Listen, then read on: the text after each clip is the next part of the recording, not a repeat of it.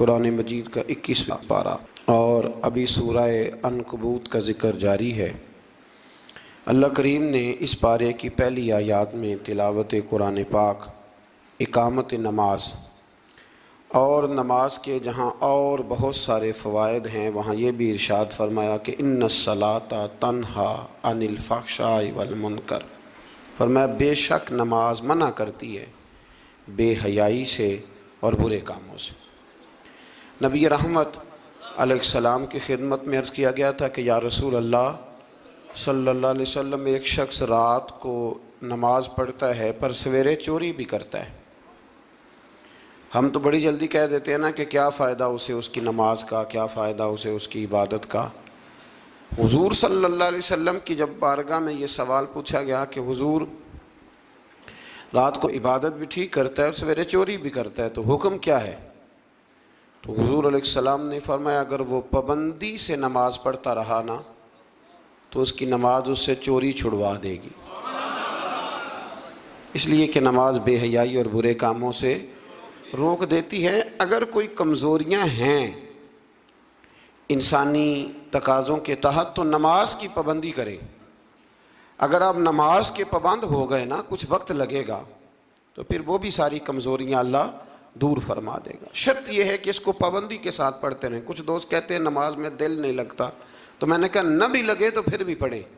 تو میرا سوال یہ ہے کہ ایک آدمی بالکل فارغ ہے، سوائے نماز کے، عبادت کے، سونے کھانے کے اسے کوئی کام نہیں، اور ایک شخص بیچارہ مزدور ہے، وہ ریڑھی لگاتا ہے، مثال دینے لگا ہوں، وہ ریڑھی لگاتا ہے، اس کے پاس دکان بھی نہیں ہے کہ وہ شٹر نیچے کرے یا تالا لگا کے چلا جائے۔ اب وہ نہ کسی کو کہہ کے آیا کہ یار ذرا 10 منٹ ٹھہرنا میں نماز پڑھ کے آیا، تو وہ چلا گیا۔ اب وہ بڑا بے چین ہے کہ میری پیچھے ریڑھی بھی ہے، وہ بندہ جلد باز نہ ہو جائے، وہ نکل نہ جائے، وہ میرے تھوڑا سا میرا راس ہے، 2-4 ہزار کا مال ہے، غریب آدمی۔ نماز بھی اس نے پڑھی، توجہ اس کی پیچھے لگی رہی۔ ایک بالکل فارغ تھا، کوئی مجبوری نہیں تھی، اس نے بھی نماز پڑھی۔ آپ یہ بتائیے کہ زیادہ ہمت کس نے کی؟ اس کا تو دل ہی نہیں لگا نماز میں، ریڑھی کی فکر تھی، لیکن ہمت زیادہ اس نے کی، اس لیے کہ اس کی مجبوری ہے، اس کے لیے آزمائش پیچھے کھڑی ہے، تیار ہے۔ دوائی کھانے میں دل لگتا ہے؟ کیوں کہتے ہو دل ہی نہیں لگ رہا آپ کا؟ خدا نہ خواستہ خاکم بدن، اللہ ہم سب کو معاف فرمائے، اگر بچے کا آپریشن کرانا پڑ جائے تو دل کرتا ہے؟ کیوں کراتے ہو؟ اس کے لیے ضروری ہے۔ تو بھائی یہ فلسفہ ہی غلط ہے کہ میرا دل نہیں لگتا تھا تو میں نے چھوڑ دی۔ دل تو کئی دفعہ انسان کا دکان پہ بھی نہیں لگتا، بیچ دو گے۔ نہیں دل کرتا کام پہ جانے کو تو ریزائن کر دو گے۔ تو یہ تو بالکل سرے سے بات ہی بڑی عجیب ہے۔ ہاں دل لگنا چاہیے، نماز سے دلچسپی ہونی، لیکن نہ بھی لگے تو ہم کو دل کے لیے نماز نہیں پڑھ رہے، رب کے لیے نماز پڑھ رہے ہیں۔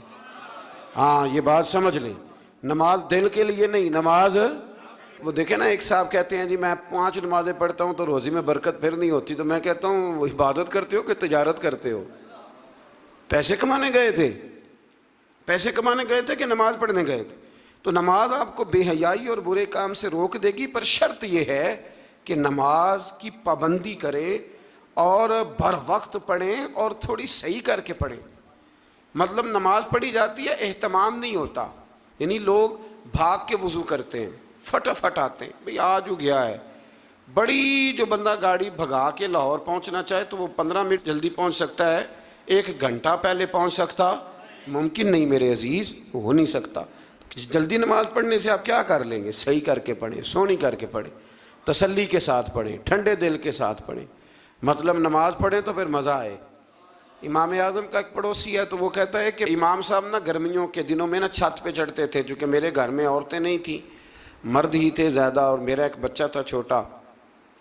کہتے ہیں کہ وہ چھت پہ نماز پڑھا کرتے تھے تو وہ اتنی دیر تک کھڑے رہتے کہ لگتا کوئی ستون کھڑا ہے، رات کو ستون محسوس ہوتا، اتنی دیر تک وہ تلاوت کرتے، اللہ کی بارگاہ میں کھڑے رہتے۔ تو فرماتے ہیں جب ان کا انتقال ہوا تو میرا بیٹا کہنے لگا کہ ابا جی پڑوسیوں کی چھت پہ جو کھمبا تھا، جو ستون تھا، وہ کہاں گیا؟ تو کہتا میں رو پڑا۔ میں نے کہا بیٹا وہ ستون اور کھمبا نہیں تھا، وہ تو ابو حنیفہ تھا جو اپنے رب کے حضور کھڑا رہا کرتا تھا۔ تو دلچسپی پیدا کریں۔ اللہ تعالیٰ ہمیں رمضان کے بعد بھی پابندی صلاۃ کی توفیق عطا فرمائے۔ آیت نمبر 46 میں اہل کتاب سے بحث اور مباحثہ اور مجادلہ کے آداب اور اسلوب تبلیغ کے شائستہ اور پسندیدہ ہونے کا بیان کیا گیا۔ جب آپ تبلیغ کریں تو آپ کے جملے بڑے شستہ ہونے چاہیے، صاف ستھری بات آپ کریں۔ قرآن مجید نے کہا نا ادعو الی سبیل ربک بالحکمہ والموعظۃ الحسنہ، لوگوں کو اللہ کی طرف بلاؤ تو خوبصورت نصیحت کے ساتھ، حکمت کے ساتھ اور اچھے انداز میں۔ اب تو اللہ تعالیٰ معاف کرے، کبھی کبھی سوچ میں پڑ جاتے ہیں کہ یہ مطلب کیا ہو رہا ہے، یعنی اب مولوی کے نام کے نیچے لکھا ہے فنی مولوی، مولوی کے نام کے نیچے لکھا ہے اور اس کو دیکھنے والوں کی تعداد لاکھوں میں ہوتی ہے، کہتے ہیں یہ مولوی فنی ہے۔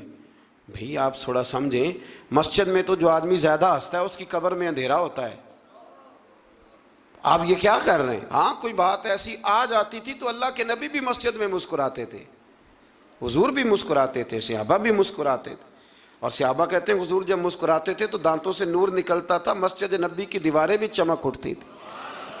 لیکن یہ مطلب مولوی کو اس لیے بلانا کہ وہ لطیفے سنائے گا، وہ طنز و مزاح کی بات کرے گا، تو آپ نے کیا فرق رکھا مسجد میں، اللہ کے گھر میں اور دیگر جگہوں پہ؟ آپ ذرا سمجھیے اس بات کہ وہی بات جو قرآن نے کہی کہ لوگوں نے دین کو کھیل تماشا بنا لیا ہے، معاذ اللہ لوگوں نے کھیل تماشا سمجھ لیا ہے، تو کس طرف مطلب قوم لگ گئی ہے، اور بڑا بڑا عروج ہے اور بڑی بڑی باتیں ہیں، بیچ میں ہے کیا کہ لطیفے سنائے جا رہے ہیں اور داستان سرائی ہو رہی ہے اور کہانیاں ہو رہی ہیں، اور قوم ہے کہ وہ اس پر لگی ہوئی، اچھی نصیحت، خوبصورت جملے۔ میرے رسول کریم علیہ السلام کے غلام کہتے ہیں حضور جنت کا ذکر کرتے تھے تو یوں لگتا تھا ہم جنت کی سیر کر رہے ہیں، حضور دوزخ کی بات کرتے تو ہمارے خوف سے رونگٹے کھڑے ہو جاتے، اور حضور قیامت کا ذکر کرتے تو یوں لگتا کہ نکل کے باہر جائیں گے تو قیامت آ جائے گی۔ یہ انداز تھا حضور کا بات کرنے کا، تو لہٰذا بڑی شستہ، بڑی صاف ستھری اور بڑی میٹھی اور بڑی ٹھنڈی بات کریں۔ دین کی بات جب آپ کریں تو پھر اس میں حسن چھلکے۔ عام آدمی اور دیندار آدمی کے لب و لہجے میں فرق ہونا چاہیے، اسے سمجھنا چاہیے۔ اللہ توفیق عطا فرمائے۔ رسول اللہ صلی اللہ علیہ وسلم کی صفات میں سے ایک صفت نبی امی ہونا بھی ہے۔ امی کا معنی اعلیٰ حضرت نے فرمایا بے پڑھا ہوا، جس نے دنیا میں کسی سے پڑھا نہ ہو، یعنی آپ نے رسمی طور پر لکھنا پڑھنا نہیں سیکھا۔ اس میں بھی اللہ تعالیٰ کی بے پناہ حکمت ہے کہ حضور نے دنیا میں آ کے پڑھنا لکھنا نہیں سیکھا۔ آیت نمبر 48 میں فرمایا کہ آپ نزول قرآن سے پہلے کوئی کتاب نہیں پڑھتے تھے۔ یہ بڑی انوکھی بات کا ذرا سمجھیے، یہ بھی میرے نبی کی شان ہے۔ حضور نے قرآن کے نازل ہونے سے پہلے رب فرماتا ہے کوئی کتاب پڑھی ہی نہیں، کوئی کتاب حضور نے پڑھی نہیں، لیکن حضور تورات کی باتیں بھی بتاتے تھے، انجیل اور زبور کی باتیں بھی بتاتے تھے، وہ نہیں پڑھا حضور نے، اور نہ ہی نبی پاک علیہ السلام دائیں ہاتھ سے لکھتے تھے، لیکن حضور کا لکھنا بہرحال ثابت ہے۔ بعد میں نبی پاک کا بطور معجزہ لکھنا ثابت ہے، احادیث مبارکہ سے ثابت ہے، لیکن حضور علیہ السلام نے نہ کوئی کتاب پڑھی، نہ دنیا میں حضور کسی کے شاگرد ہوئے۔ الرحمن علم القرآن، رحمان فرماتا ہے میں نے خود انہیں قرآن سکھایا ہے۔ حضور نے اپنے رب سے سیکھا، ڈائریکٹ اللہ کے شاگرد ہیں میرے نبی کریم۔ اور یا اللہ کیا سکھایا اور کیا سیکھا؟ تو فرمایا وَعَلَّمَكَ مَا لَمْ تَكُنْ تَعْلَمْ، محبوب جو نہیں جانتے تھے رب نے سارا ہی سکھا دیا ہے۔ لوگ پوچھتے ہیں آپ کے استاد کا نام کیا ہے؟ لیکن جتنا بڑا استاد ہو شاگرد کا علم بھی اتنا بڑا ہوتا ہے، تو نبی پاک نے اللہ سے سیکھا ہے۔ اب آپ اندازہ کر لیں کہ اللہ نے کیا کیا علم میرے رسول کو سکھایا ہے۔ تو نبی امی کا معنی ہے بے پڑھا ہوا۔ آیت نمبر 50 سے کفار کے معجزے کی فرمائش کے جواب میں فرمایا کہ قرآن مجید سے بڑھ کر معجزہ اور کیا ہو سکتا ہے، اس کے علاوہ کیا معجزہ مانگتے ہو، یہ بہت بڑا معجزہ ہے۔ عذاب کے مطالبے پہ فرمایا کہ اس کا ایک وقت مقرر ہے، وہ وقت پہ آئے گا، کسی کے کہنے پر نہیں آئے گا۔ آیت نمبر 56 میں مومن بندوں کو فرمایا جا رہا ہے کہ جس سرزمین پر اللہ تبارک و تعالیٰ کی رضا کے مطابق زندگی گزارنا مشکل ہو تو اللہ تعالیٰ کی عبادت کی خاطر وہاں سے ایسی سرزمین کی طرف ہجرت کر جاؤ جہاں تم بے خوف و خطر اپنے رب کی بندگی کر سکو۔ ہجرت کرنے کا حکم دے دیا اگر کہیں کھل کے عبادت کرنے کا موقع میسر نہ ہو۔ میرا خیال ہے کہ دنیا میں شاید ہی کوئی ایسا خطہ ہو جہاں کھل کر عبادت کرنے کا موقع میسر۔ میں نے برطانیہ میں ایک مدینہ مسجد دیکھی، بہت بڑی وسیع مسجد، تو میں نے ایک جمعہ وہاں پڑھایا، تو جمعے کے بعد ہم نمازیوں کے بیچ بیٹھے، میں نے کہا ہم نے بڑی شاندار مسجد بنائی، تو وہ کہنے لگے کہ یہاں کی حکومت نے ہمارے ساتھ تعاون کیا۔ آپ حیران ہوں گے میری بات سن کے۔ وہ کہنے لگے جب ہم مسجد تعمیر کر رہے تھے تو یہاں سے پیچھے سے ایک روڈ گزرتا تھا، تو ہماری مسجد میں آڑے آتا تھا، تو ہم نے گورنمنٹ کو اپلیکیشن دی کہ یہ روڈ آ رہا ہے، تو کہتے ہیں مسجد کی خاطر گورنمنٹ نے روڈ بند کر کے روڈ اوپر سے گزار دیا ہے۔ اب تو عبادت کرنے کی تو کوئی دقت نہیں، پر شرط یہ ہے کہ عبادت کرنے والے بھی تو ہونے چاہیے نا۔ عبادت کرنے کی کوئی پریشانی اور نہ بھی ہو، تو اللہ کے محبوب کے لیے اللہ نے ساری زمین کو مسجد بنا دیا ہے۔ حضور فرماتے ہیں میرے قدموں کی برکت سے ساری زمین مسجد بن گئی، جہاں سجدہ کرو گے رب قبول کر لے گا، پر شرط یہ ہے کہ بندہ سجدہ کرے۔ فرمایا اور کتنے ہی جانور ہیں جو اپنا رزق اٹھائے نہیں پھرتے، ان کو اللہ رزق دیتا ہے، اور تم کو بھی، یعنی انسان کتنی ہی منصوبہ بندی کیوں نہ کرے، اسباب کا اختیار کرنا بجا ہے، لیکن رازق حقیقی طور پر صرف اللہ تعالیٰ ہی ہے۔ جانوروں کو کبھی دیکھیں آپ نے کہ انہوں نے گٹھڑیاں باندھ کے اپنا رزق باندھا ہو؟ تو اللہ فرماتے ہیں جن کا کوئی سبب نہیں، جب میں انہیں دیتا ہوں تو تمہیں کیوں نہیں دوں گا؟ رزق دینے والا اللہ ہے۔ پھر آگے جا کے آیت نمبر 64 میں فرمایا کہ دنیاوی زندگی کے کھیل اور تماشا ہونے، اور اخروی زندگی میں اصل زندگی ہی تمہارے لیے وہ ہے جو آخرت کی زندگی ہے۔ دنیاوی زندگی تو صرف کھیل اور تماشا ہے، کھیل ہے۔ مطلب جب کوئی دنیا سے چلا جاتا ہے تو پھر لوگ کیا کہتے ہیں؟ کوئی کیا کر سکتا ہے کچھ؟ یہ تو ایک کھیل اور تماشا سا ہے۔ مطلب میں نے بچے پالے تو پھر بعد میں میرے بچوں نے بچے پالنے شروع کر دیے، پھر ان کے بچوں نے بچے، اور بہت بڑا لفظ ہے جناب یہ ہمارے پاس، بچوں کے لیے کر رہا ہوں جی۔ اور ابا جی کی عمر 85 سال ہو جاتی ہے تو بچے کہتے ہیں ابا ایک دکان ہی دے دے، کہتے تو ہنوں نہیں دینی، جی تہاڈے لیے کمایا ساری عمر۔ تو میں کہتا ہوں یہ جو بچوں کا بہانہ ہے نا، یہ بہانہ ہے۔ بینک بیلنس اپنے نام کا، مکان اپنے نام، گاڑی، اور روز کہتا کیا ہے؟ او بھائی میں یہ کہہ رہا ہوں کہ یہ بہانہ ہے، بچوں کے لیے ہے، بالکل ٹھیک ہے، لیکن بچوں کے کام تو آئے گا نا ہمارے جانے کے بعد۔ آج تو مالک اور وارث ہم ہی ہیں نا، اس لیے تھوڑا نکلیں اس کھیل تماشے سے، اس آخرت کی بھی فکر کریں۔ امام زین العابدین گھر میں نماز پڑھ رہے تھے تو آگ لگ گئی، لوگ بجھاتے رہے، امام صاحب نماز پڑھتے رہے۔ نماز کے بعد لوگوں نے کہا حضور ہم آگ بجھا رہے تھے، آپ نے توجہ ہی نہیں کی۔ فرمایا تم دنیا کی بجھا رہے تھے، میں قیامت کی بجھا رہا تھا، میں دوزخ کی آگ بجھا رہا تھا۔ ادھر بھی تھوڑی توجہ کریں، اللہ توفیق عطا فرمائے۔ آگے پھر سورہ روم شروع ہوتی ہے۔ سورہ روم کی آیت نمبر 9 سے اللہ تعالیٰ نے بتایا ہے کہ لوگوں کو اپنی مادی قوت اور طاقت پر اترا کر اللہ عز و جل کی غالب قدرت کو بھول نہیں جانا چاہیے۔ ماضی میں کتنی ہی ایسی قومیں آئیں جو مادی قوت کی حامل تھیں، لیکن آج ان کے کھنڈرات ان کی مادی قوت کی ناپائیداری کا جیتا جاگتا ثبوت۔ دیکھ لو جا کے، بڑی بڑی تگڑی قومیں آئیں، بڑی بڑی۔ یہاں قبر ہے نا شدرے میں بادشاہ کی، کتنے کتنے بڑے بادشاہ ہیں جو لیٹے ہوئے ہیں، لیکن کو جاتا ہے پوچھنے؟ بس دور سے کھڑے ہو کے لوگ کہتے ہیں کہ کھنڈر بتا رہے ہیں کہ عمارت حسین تھی، اس سے زیادہ کوئی دلچسپی۔ اللہ ہمیں سمجھنے کی توفیق دے۔ پھر اللہ تبارک و تعالیٰ نے آیت نمبر 21 سے بتایا کہ اللہ کی قدرت کی نشانیوں میں سے یہ بھی ہے کہ اس نے انسان کو مٹی سے پیدا فرمایا اور پھر اسی کی جنس سے جوڑے بنائے تاکہ ان سے سکون حاصل کریں، اور زوجین کے درمیان محبت اور ہمدردی کا رشتہ قائم کیا۔ زوجین سے مراد میاں بیوی۔ اور پھر ارشاد فرمایا کہ اس کی قدرت کی نشانیوں میں سے زمین و آسمان کی تخلیق اور انسانوں کی بولیوں اور رنگوں کا تنوع ہے، اور نیند کے لیے رات اور تلاش معاش کے لیے دن کا بنانا ہے۔ اور اسی طرح آگے کی آیات میں اللہ تعالیٰ کی قدرت کی متعدد نشانیوں کا رب کریم نے ذکر فرمایا۔ آیت نمبر 27 میں حیات بعد الموت کے منکرین سے فرمایا وہی ہے جو تخلیق کی ابتدا کرتا اور دوبارہ وہی زندہ کرے گا، اور یہ اس کے لیے بڑا آسان ہے۔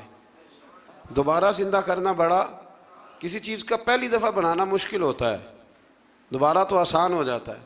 فرمایا دوبارہ زندہ کرنا تو اس کے لیے آسان ہے۔ آیت نمبر 28 میں مشرکین سے فرمایا کیا تمہارے غلام تمہارے مال میں برابر کے حصے دار ہوتے ہیں؟ اگر نہیں تو پھر اللہ تعالیٰ کے ساتھ کیسے بے جان بتوں کو شریک کرتے ہو؟ آگے چل کر امت محمدی صلی اللہ تعالی علیہ وسلم کو تعلیم دینے کی خاطر فرمایا آپ باطل ادیان سے کنارہ کش ہو کر اپنے آپ کو دین فطرت پر قائم رکھیں، وہ اصل دین ہے۔ آیت نمبر 33 سے انسان کی فطری خود غرضی کو بیان کیا اللہ نے، فطری خود غرضی کو فرمایا کہ تکلیف کے وقت اللہ کو پکارتے ہیں لیکن راحت کے وقت اسے بھول جاتے ہیں بلکہ شرک کرنے لگتے ہیں، اور یہ بھی بتایا کہ اللہ کی رحمت سے نا امید بھی ہو جاتے ہیں۔ اچھا لگتا ہے ہمارے جملوں میں نا یہ فکر اچھا لگتا ہے، بس ٹھیک ہے جی وہ جس حال میں رکھے جی میں بڑا راضی ہوں، بھئی یہ شکر نہیں، شکر یہ ہے کہ الحمدللہ میرے رب نے جیسا سمجھا اس نے اس حال میں مجھے رکھا ہے، جیسا سمجھا اس حال میں اس نے مجھے رکھا ہے۔ آیت نمبر 38 میں قرابت داروں اور مسکینوں اور مسافروں کو ان کا حق دینے کا حکم دیے۔ قرابت داروں کا بھی حق ہوتا ہے، مسکینوں کا بھی ہوتا ہے، مسافروں کا بھی ہوتا ہے۔ ہمارے اوپر تو حق ہی کوئی نہیں کسی کا، یا ہمارا ہے یا ہمارے بچوں کا ہے۔ اس آیت میں اللہ نے حکم دیا قرابت داروں کا بھی حق ہے، مسکینوں کا بھی حق ہے، مسافروں کا بھی تیرے اوپر حق ہے، تو نے وہ دینا ہے، وہ تیری ذمہ داری ہے، وہ تیری ذمہ داری ہے۔ حضرت عمر بن عبدالعزیز فرمایا کرتے تھے ہم بڑے شکر گزار ہیں غریبوں کے، بڑے شکر گزار ہیں غریبوں کے۔ فرمایا رب کریم ہمیں اپنا نمائندہ بناتا ہے اور ہمیں کہتا ہے لو میں تمہیں دیتا ہوں تم جا کے میرے بندوں میں بانٹ آؤ۔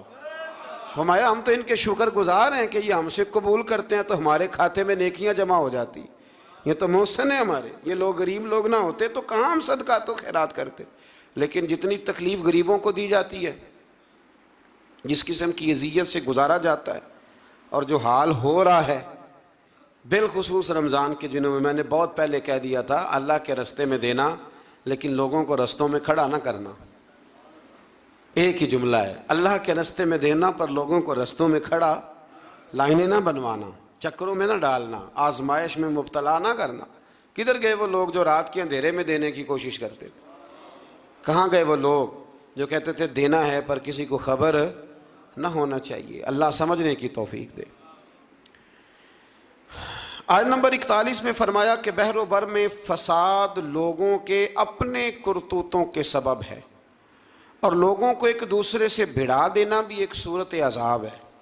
فرمایا جب تم بحر و بر میں فساد کرتے ہو تو پھر تمہارے درمیان اختلافات ہو جاتے ہیں، یہ ایک عذاب ہے۔ بھائی کی بھائی سے ناراضگی عذاب نہیں؟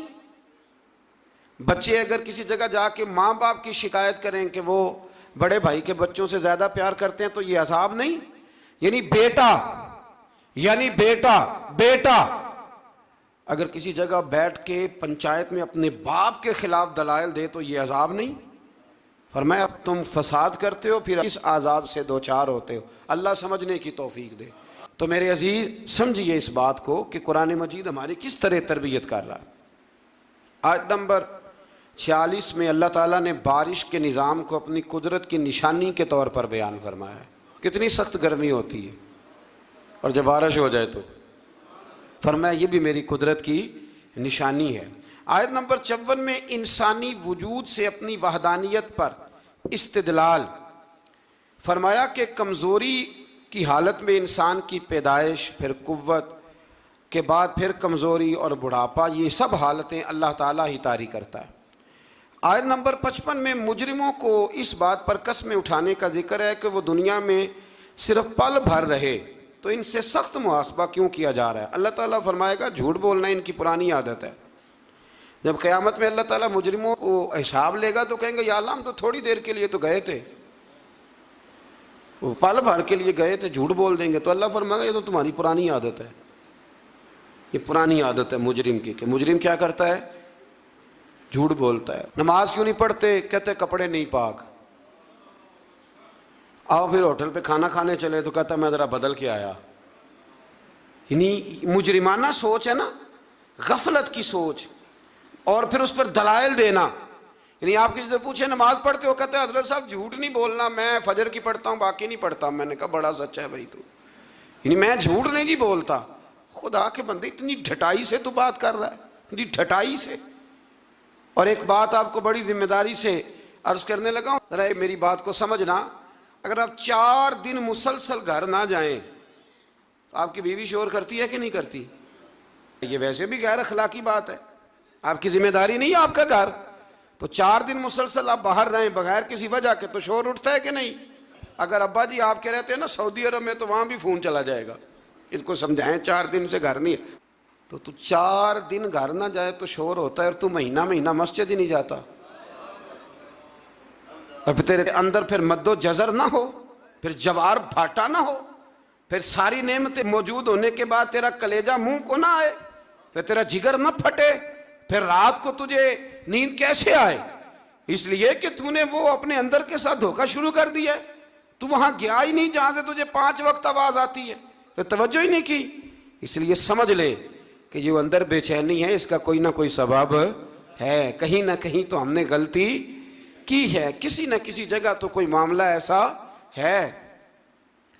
امام مالک رحمۃ اللہ علیہ کے پاس ایک شخص آیا تو ناجائز پیسے کمایا کرتا تھا. کہنے لگا حضور سکون کوئی نہیں. تو امام صاحب نے ایک کی جملہ کہا, فرمانے لگے امانتیں امانت داروں کے حوالے کر دے, رب تجھے سکون عطا کر دے گا. وہ بندہ کہنے لگا یہ کیا؟ فرمانے لگے میرے پاس کسی کی امانت ہو تو مجھے نیند کوئی نہیں آتی, تو نے تو یتیموں مسکینوں کی رکھی ہوئی ہے, تجھے کیسے آئے گی؟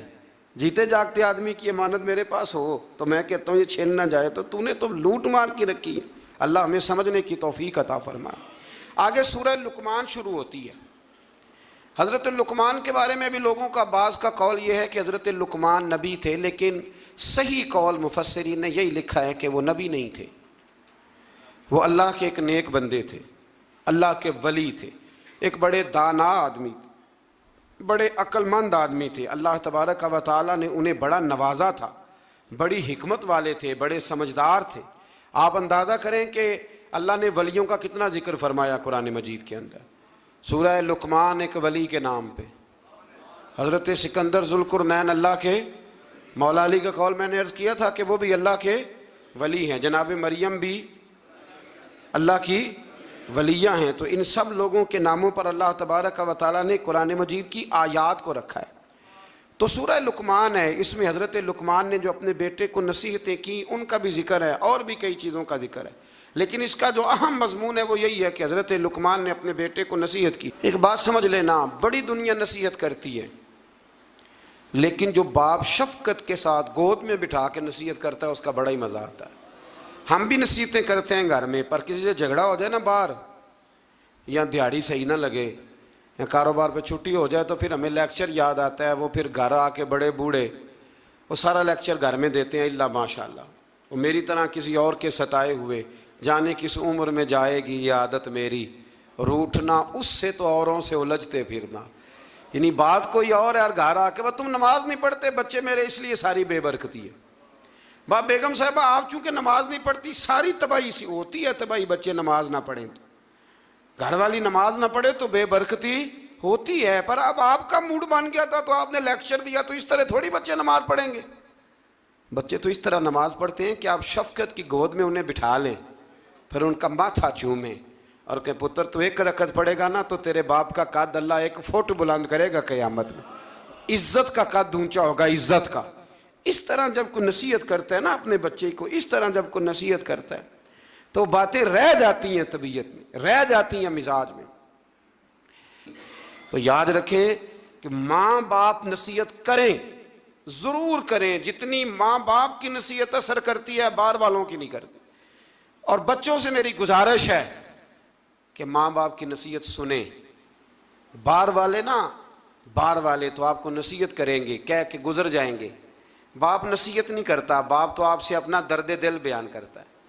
اور اتنی تڑپ کسی میں نہیں ہوتی کہ آپ بچ جائیں جتنی آپ کے ماں باپ میں ہوتی.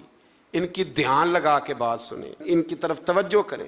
کسی نے بادشاہ سے کہا تھا کہ مزہ کب آیا تمہیں, تم بڑے بادشاہ رہے, بڑے خزانوں کے, مزہ کب آیا؟ کہنے لگا مزہ تب آیا کہ جب میں پہلے کل کسی زمانے میں، بعد میں وزیر اعظم بنا، جب میں نوکری کرتا تھا تو میں پیسے لا کے اپنی اماں کو دیتا تھا، تو پھر میں سویرے جب اماں سے کہتا تھا نا اماں ذرا کرایہ دینا، تو کہتے تھے کہ وہ خزانے کا مالک ہونے کا اتنا مزہ نہیں آیا جتنا اماں وہ اپنی گتھلی سے پیسے نکالتی تھی اور پھر 2-3 دفعہ چیک کرتی تھی کہ نوٹ ساتھ جڑا ہوا تو نہیں، پھر وہ دیتی تھی۔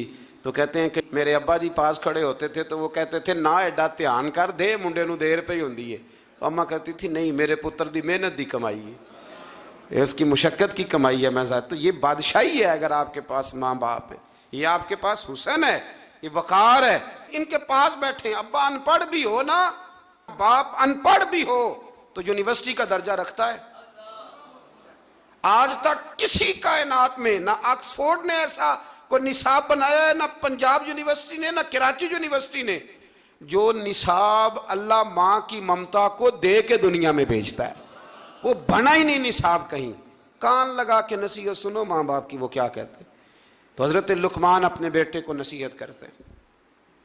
پہلی بات انہوں نے یہ کی کہ بیٹا کبھی شرک نہ کرنا، اور دوسری بات یہ کی اپنے بیٹے کو کہ اللہ اور ماں باپ کا شکر گزار ہونا۔ پھر فرمایا والدین کے ساتھ نیکی کا برتاؤ کرنا۔ اس مقام پر پھر قرآن نے اولاد کے لیے ماں باپ کی مشقتوں کا ذکر بھی فرمایا، اور یہ بھی فرمایا کہ اگر خدا نخواستہ کسی کے ماں باپ مشرک ہوں تو ان کے دباؤ میں شرک میں مبتلا نہ ہو، لیکن اس کے باوجود دنیاوی امور میں ماں باپ کے ساتھ بدستور نیکی کا برتاؤ کرے۔ اور پھر فرمایا پابندی سے نماز قائم کرنا۔ پھر فرمایا نیکی کا حکم دینا اور برائی سے، بیٹا نیکی کا صحیح بات کریں اپنے دل سے۔ کبھی ہم نے بچوں کو کہا ہے کہ نیکی کا حکم دینا؟ بیٹے اچھا سا کاروبار کر، کوئی تگڑے سے پیسے کم، نیکی کا حکم دینا اور برائی سے، یہ باپ کہہ رہا ہے اپنے بیٹے کو، بیٹا یہ تو نے ڈیوٹی کرنی ہے۔ اور پھر ارشاد فرمایا کہ پابندی سے نماز قائم کرنا، نیکی کا حکم دینا، برائی سے منع کرنا، لوگوں کے ساتھ تکبر سے پیش نہ آنا، زمین پہ اکڑ کے نہیں بلکہ عاجزی کے ساتھ چلنا۔ لیکن اگر ابا جی اپنے بچے کو بتائیں تو انہوں نے بال نہ کھیڑتا تھا پیالہ تو جٹا نہ منڈا ہے، اللہ ماشاء اللہ، اگر ابا جی یہ سبق پڑھائیں تو تکبر کا درس آیا کہ یہاں عاجزی کا درس آیا؟ اس کو کہنا چاہیے تھا بیٹے یہ تو اللہ کی تقسیم ہے، پر مخلوق ساری رب کی ہے۔ کہا بیٹے کبھی تکبر نہ کرنا، چال اور گفتار میں تواضع اختیار کرنا۔ یہ حضرت لقمان نے اپنے بیٹے کو نصیحت اس میں کہیں فرمایا کہ ذرا دھیان سے رزق کمانا، کہا کہیں توجہ سے افسر بن جانا، یہ کہا ہے۔ بچہ انسان بن جائے نا تو ساری افسریاں اس کے قدموں میں آ جاتی، اور اگر وہ انسان نہ بنے تو پھر وہ افسر بھی بن جائے تو لوگ تکلیف میں ہوتے ہیں، مزدور بھی ہو تو لوگ تکلیف میں ہوتے ہیں، اس کے بیوی بچے بھی۔ اللہ کرے کہ ہم انہیں انسان بنانے میں کامیاب ہو جائیں۔ تھوڑا اور مختصر کرتا ہوں، آگے سورہ سجدہ شروع ہو جاتی ہے۔ اس کی آیت نمبر 7 سے انسان کے مٹی سے پیدائش اور نسل انسانی کے لیے جوہر حیات، نفع، روح، کان، آنکھ اور دل جیسی نعمتوں کا اللہ نے ذکر فرمایا۔ پھر آیت نمبر 15 میں فرمایا کہ ہماری آیات پر ایمان وہ لوگ لاتے ہیں جب ان آیات کے ذریعے انہیں نصیحت کی جاتی ہے تو اپنے رب کی تسبیح اور حمد کرتے ہیں، سجدے میں گر جاتے ہیں، تکبر نہیں کرتے۔ ان کے پہلو عبادت الہی میں مشغولیت کی وجہ سے بستروں سے دور رہتے، وہ اللہ کے عذاب سے ڈرتے ہیں اور اس کی رحمت کا یقین رکھتے ہوئے اسے پکارتے۔ پھر آیت نمبر 18 میں اللہ کریم نے فرمایا کہ مومن اور فاسق برابر نہیں ہو سکتے، مومن اور فاسق کبھی برابر نہیں ہو سکتے۔ باعمل مومنین کے لیے جنت کی صورت میں اللہ نے مہمانی تیار کی ہے، جبکہ فاسقوں کا ٹھکانہ جہنم ہے۔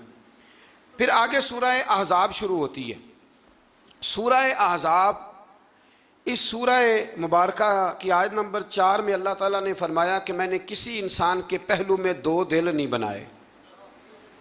دل ایک ہے، آنکھیں کتنی ہیں؟ کان کتنے؟ پیر کتنے؟ 2۔ ہونٹ کتنے؟ لیکن اللہ فرماتے ہیں دل میں نے، یہ نہیں ہو سکتا کہ ایک دل میں تم مجھے رکھ لو، ایک میں میرے دشمن کو رکھ لو۔ یہ نہیں ہو سکتا کہ ایک دل میں اسلام ہو دوسرے میں کفر ہو۔ یہ نہیں ہو سکتا کہ ایک دل میں میرا محبوب ہو اور دوسرے میں تم نے کسی دنیا دار کو بٹھایا ہو۔ دل ایک ہے، تو محبوب بھی ایک ہی ہونا چاہیے.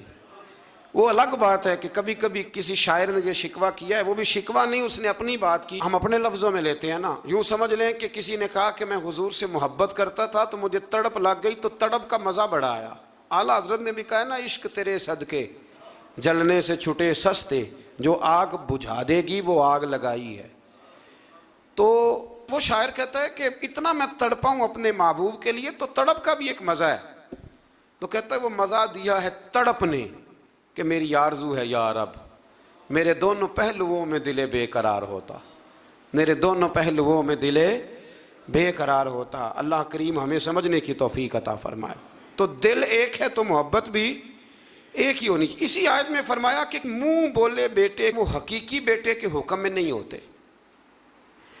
نبی کریم علیہ السلام نے حضرت زید بن حارثہ کی پرورش کی تھی، تو کچھ لوگوں نے زید بن محمد کہنا شروع کر دیا. فرمایا نام بھائی زید بن حارثہ ہی کہو، زید بن محمد نہیں کہہ سکتے. تو منہ بولا بیٹا حقیقی وارث نہیں ہوتا، یہ اللہ نے قانون بنا دیا ہے. تو اس لیے یہ جو بچہ آپ اڈاپٹ کرتے ہیں لیتے ہیں تو اس کی ولدیت اصل لکھوایا کریں، اپنی نہ لکھوایا کریں. ہاں اگر آپ نے جائیداد میں سے اپنی مرضی سے کچھ ہے دینی ہے تو زندگی میں دے دیں، لیکن شریعت کہتی ہے کہ اس کے نام کے ساتھ اس کے اصل باپ کا ہی نام آئے.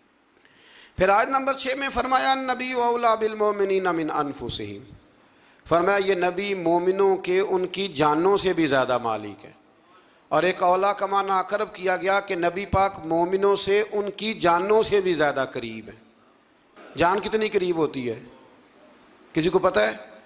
کسی سائنسدان کا قول، کسی ڈاکٹر کا، تو جو سائنس آج تک یہ نہیں بتا سکی کہ جان کتنی قریب ہے، وہ اس کا پتہ کیسے بتائے گی جو جان سے بھی زیادہ قریب ہے.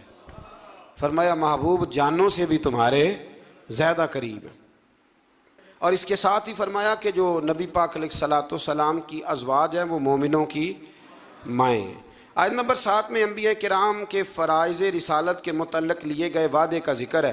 پھر آیت نمبر 8 سے غزوہ خندق، جس کو غزوہ احزاب قرآن مجید نے کہا، اس غزوے کا بھی ذکر ہے. غالباً آیت نمبر 8 سے لے کر کوئی 20 آیت تک اس غزوے کا مختلف انداز میں سورہ احزاب کے اندر اللہ کریم نے 21ویں پارے میں ذکر فرمایا. کچھ یہودی بڑی بدعہدی کرتے تھے تو حضور نے انہیں وہاں سے نکال دیا، تو وہ خیبر میں جا کے آباد ہو گئے. انہوں نے شرارت کی، مکے گئے اور مکے والوں کو تیار کیا کہ اس وقت بدر میں تم مسلمان تم سے جیت گئے تھے، تو دیکھا نہیں تم نے احد میں، پھر تم جیت گئے معاذ اللہ، تو آؤ حملہ کرو ہم تمہاری مدد کریں گے. ابو سفیان کو تیار کیا اور کئی لوگوں کو تیار کیا، اور پھر بنو غطفان ایک قبیلہ تھا اس کو بھی ساتھ ملایا، کچھ اور قبیلوں کو ساتھ ملایا، تو تقریباً 10-12 ہزار کا لشکر لے کر انہوں نے مدینے پہ حملہ کیا، تیاری کی. نبی کریم علیہ السلام نے صحابہ کو مشورے کے لیے بلایا، بھائی خبر ملی ہے وہ تو آ رہے ہیں 10,000 کا لشکر لے کے، کیا کرنا ہے؟ سارے لوگ میٹنگ میں بیٹھے تو حضرت سلمان فارسی نے مشورہ دیا. عرض کی حضور ہمارے علاقوں کے اندر جب اس طرح کا ماحول ہوتا تھا تو خندق کھودی جاتی تھی، ایک چوڑی خندق جس کو دشمن پھلانگ نہ سکے، اس میں آگ جلائی جاتی تھی. گھوڑا کتنی کچھ چھلانگ لگا لے گا. مدینے کے 3 طرف ویسے ہی کہیں باغات ہیں، کہیں بڑی آبادی ہے گنجان آباد، کہیں پہاڑ ہیں، تو جو حصہ خالی ہے جہاں سے خطرہ ہے وہاں خندق کھود دیتے ہیں. نبی کریم نے فرمایا تمہاری بات مجھے بڑی پسند آئی ہے. آج کل بھی ویسے بڑے چھوٹوں سے مشورہ کرتے ہیں کہ نہیں؟ سوال ہی نہیں پیدا ہوتا. اور چلو میں بھی ایک بات کہہ ہی دیتا ہوں، اگر کئی دفعہ بندہ شاگردوں مریدوں سے مشورہ کر لے تو چوڑ بھی بڑے ہو جاتے ہیں، یہ بھی مسئلہ ہے. آپ مشورہ لے لینا. تو مشورہ تو آج کل ویسے بھی کوئی نہیں دیتا، جو بھی دیتا حکم ہی دیتا ہے.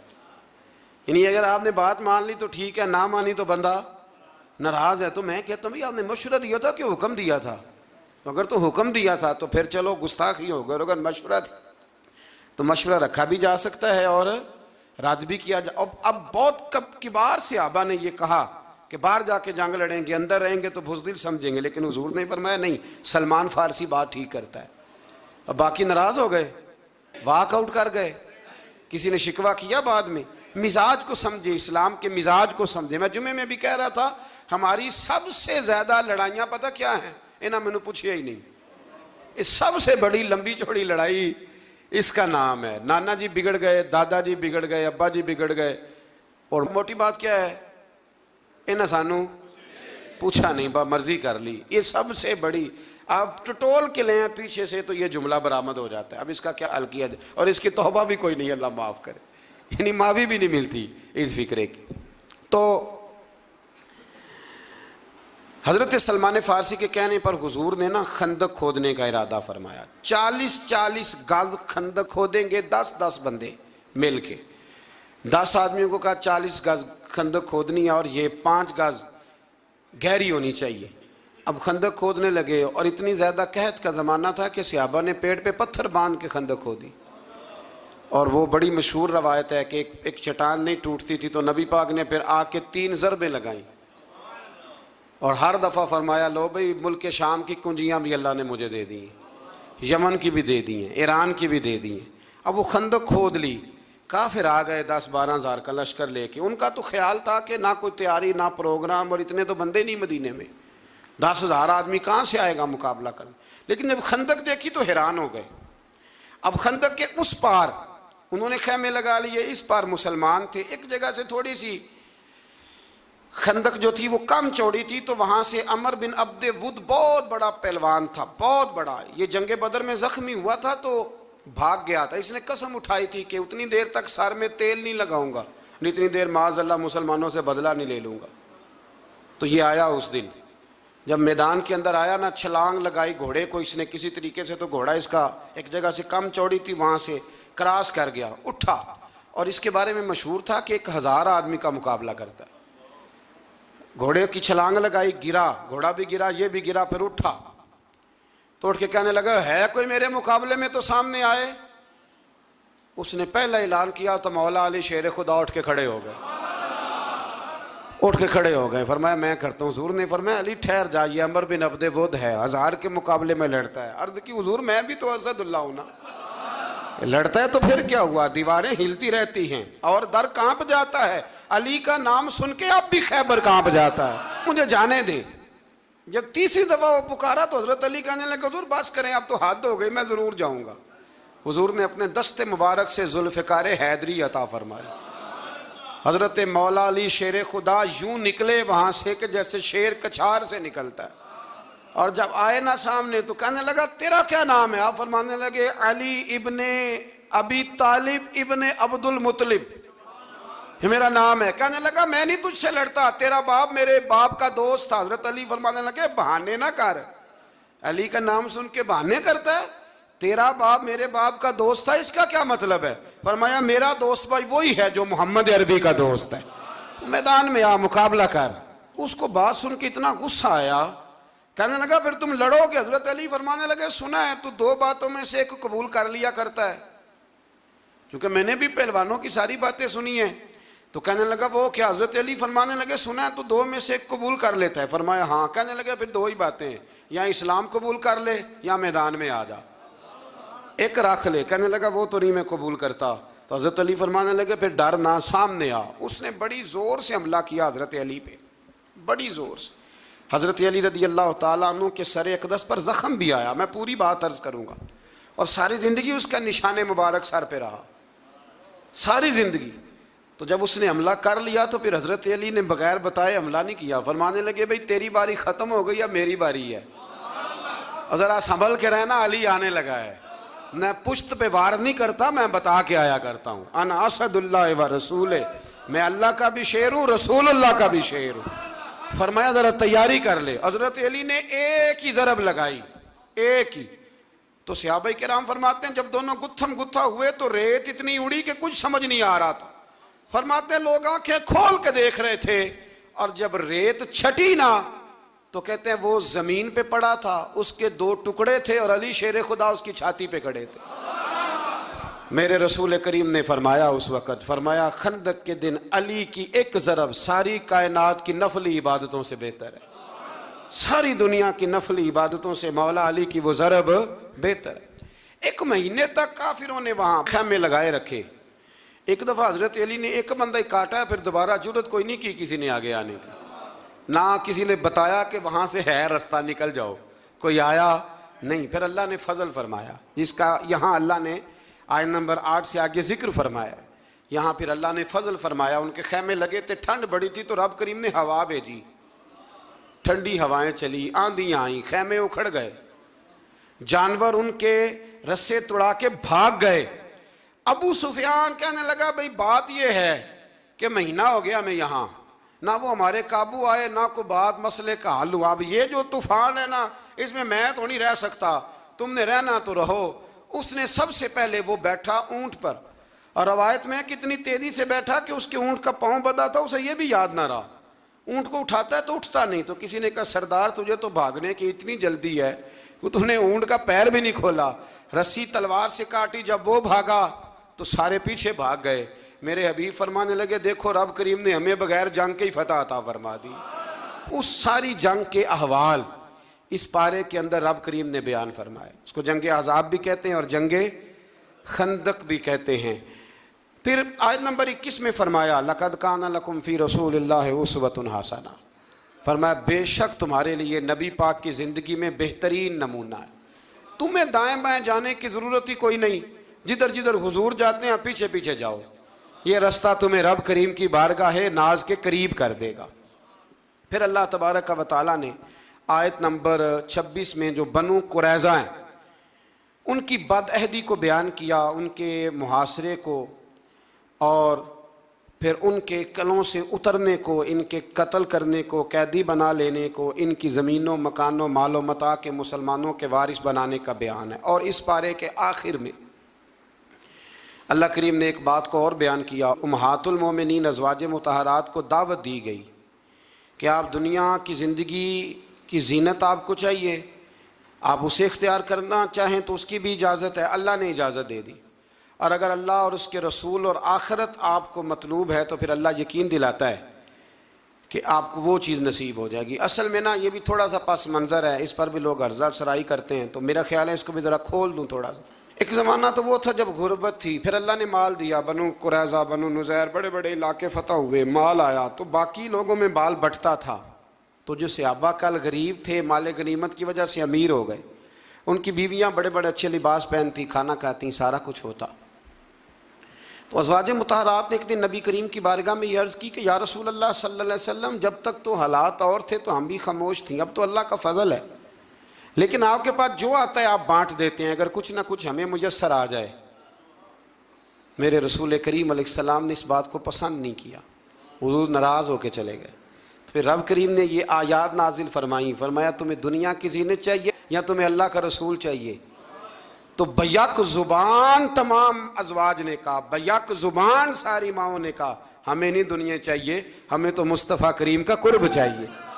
سب نے کہا کہ ہمیں تو نبی پاک کا قرب چاہیے، ہم اسی طرح رہیں گی، کھدر کا لباس پہن لیں گی، ایک وقت روٹی کھا لیں گی، پر رہنا رسول اللہ کے ساتھ ہے، رہنا نبی کریم کے ساتھ ہے۔ ایک اعلان یہ بھی ہے کہ آج سے نہ کوشش کریں رات کو کچھ دیر بیدار رہنے کی، کچھ وقت، اور رات کا آخری حصہ ہو جائے تو بڑا ہی اچھا ہے، اور ساری رات ہو جائے تو پھر تو بہت اچھا ہے۔ یہ 10 راتیں رسول کریم نے بیدار رہ کے گزاری ہیں، اللہ تعالیٰ ہمیں توفیق عطا فرمائے۔